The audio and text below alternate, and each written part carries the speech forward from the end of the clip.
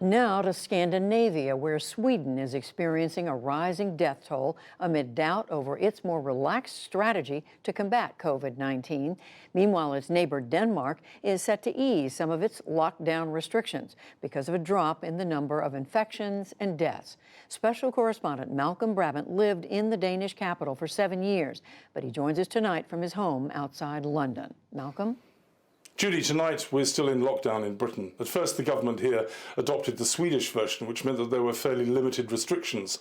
Then they switched to the Danish version, which required an almost total shutdown. This is a story of two very similar Nordic cultures who've got a widely differing approach about how to fight COVID-19. At a time when most of the world is shuttered, Sweden is open for business. Markets and shops are trading, restaurants are serving, schools are educating.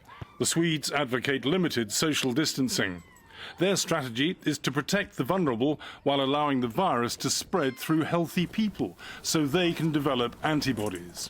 This is designed to create so-called herd immunity, which theoretically should result in most people being safe.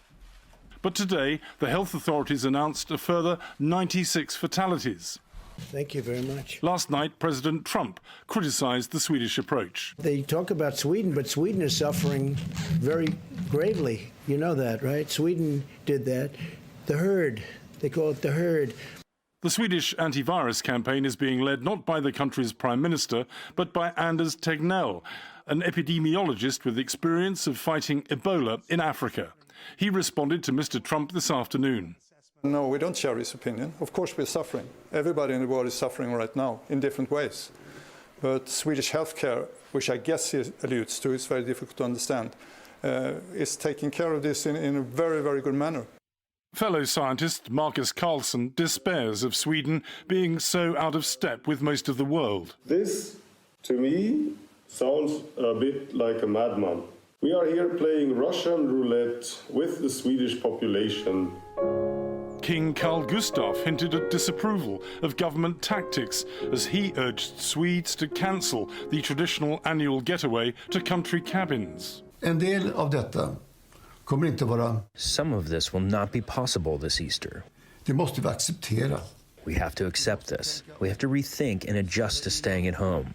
Att stanna hemma. My view is that it's a hopeful thing that Sweden is taking another path, that we don't have these draconian measures with police walking the streets, stopping people from leaving their homes, and the military and so on.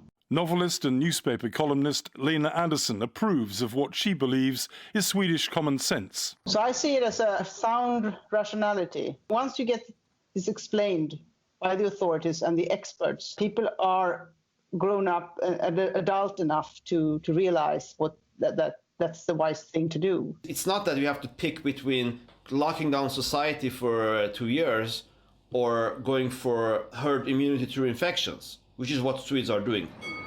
We met Iranian-born economist Tino Sanandaji in 2015. He's renowned for challenging conventional Swedish thought and wishes the country had followed some Asian models. The South Koreans are containing it. They use mass testing, tracking. There are other technologies, masks. Since that option exists, because I believe that option does exist, the Swedish authorities have sort of dismissed it. It's just not. South Korea is so different. We can't do that. Why? In Sweden, the rate of deaths stands at 69 per million and rising, whereas 5 miles away, across the bridge in Denmark, it's 39 per million. The Danes love community singing and what they call hygge, which translates as being cosy while staying at home. The state broadcaster has combined both components with a daily televised sing-along during a month-long lockdown.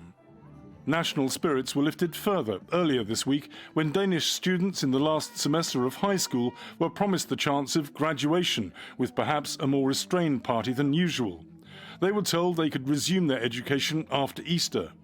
Pupils aged under 10 will also return to school.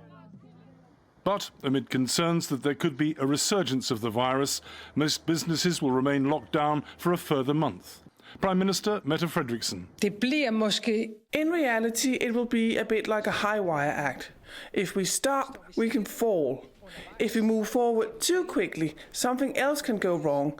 And that is why we have to take one cautious step at a time. You know, I'm very, very happy to have been in Denmark during all of this. So it's a political decision, but it's one that's extremely reassuring. And for me, yes, I think they've got it right. We met Nordic expert Michael Booth 4 years ago. He's author of a book called The Almost Nearly Perfect People. We know that the Danes are the happiest people in the world, but they're also the most trusting. The levels of trust between people and from the people to their institutions and even their politicians, which is the most remarkable thing from a British or American point of view. There's a sense of relief amongst Danes that the curve appears to be flattening and that their restraint seems to be paying off.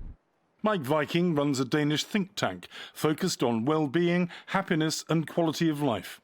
We first met him in Copenhagen 4 years ago. I think this is a testimony to the importance of trust in political institutions, that people are backing the guidelines.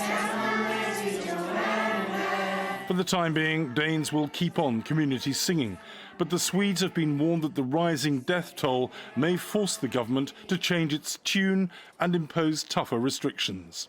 For the PBS NewsHour, I'm Malcolm Brabant.